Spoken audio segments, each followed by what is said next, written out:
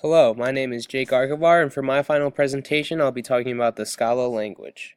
The Scala language was started in Switzerland by Martin Odersky before being released to the public in 2004. The word Scala actually comes from a combination of the words scalable and language, implying that the language was designed to change and grow along with demand from its users.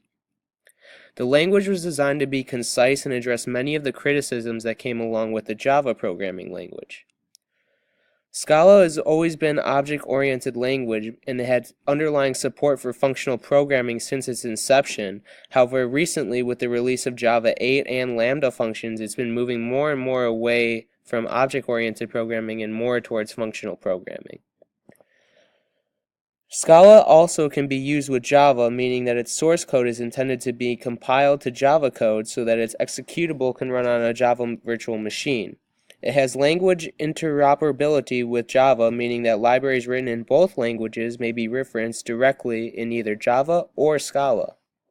Some of the features in Scala include an advanced type system and hierarchy, meaning that there's actually at the very top of Scala a type called any that splits into two children, any reference, which goes to reference types, and any val, which goes to types such as int, boolean, double, stuff like that.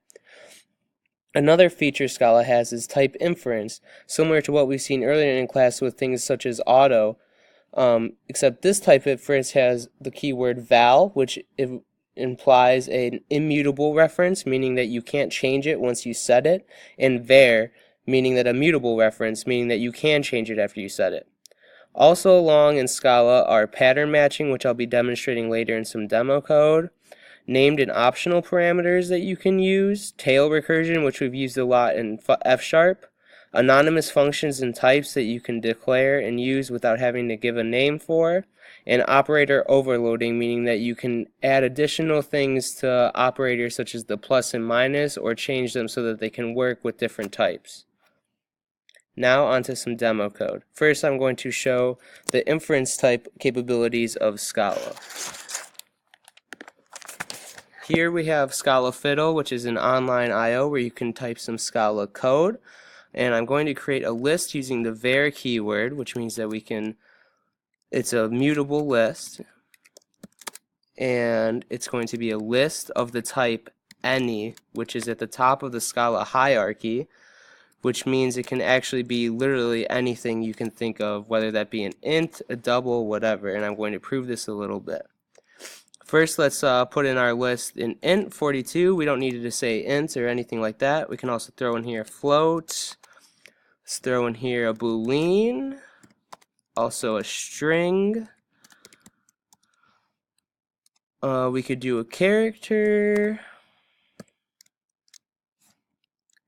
And then even an anonymous function. So a function that we haven't named that just does some random thing. And then when you have all of these, will be our list. You don't need to put semicolons for anything. We're going to type list for each, and then we're going to do element of the list, and we're going to print ln element. So we're going to print each element of the list here. And you see, without declaring anything, we got back an int of 42, our double of 3.14, false, our string of hello, our character, and something denoting that that was a function. This just shows how you can do a lot of things with especially the any type in Scala, as well as shows how you don't have to say the type and has type inference such as auto and stuff like that in here. Another demonstration I'm going to do is of the pattern matching. I have some classes here created called an abstract class of animal, some case classes, so a dog with a constructor that takes a string for the color of the dog and a string for the class of the dog and it extends animal. Class will be like mammal, reptile, etc. Then I got a class that does the similar thing for cat, takes in color and takes in class as well, and one for lizard that takes in the same stuff. They all extend animal. Now I'm going to define a function called animal facts here that takes an animal and then returns a string.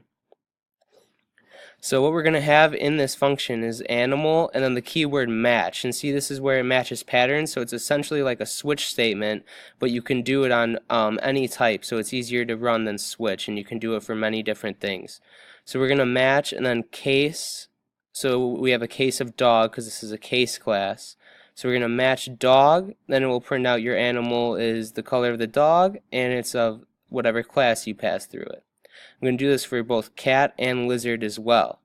So now down here, I'm going to just type some constructor ones and make some objects for those. Let's make a random value rand dog, pass in brown, which is going to be equal to dog, and we're going to pass in brown for brown color, and mammal for the type. And you don't have to use the semicolon again. And this val makes it so that this can never change. Rand dog will always be what I just declared it as there. We're also going to make rand lizard, which will be a lizard that is green and a reptile. Next, we can now call some of our functions here to show how these functions in the match system work. So I'll go print ln animal facts and then our rand dog, and I'll do the same thing for our lizard here.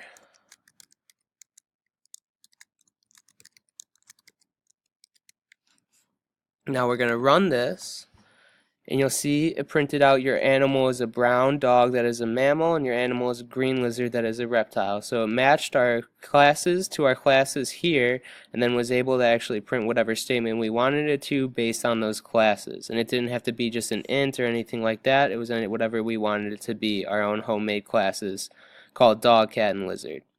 This demonstrates a lot of the uses with Scala, and there's many other things you can use it for. So you guys should definitely check out the language Scala. Thank you for listening.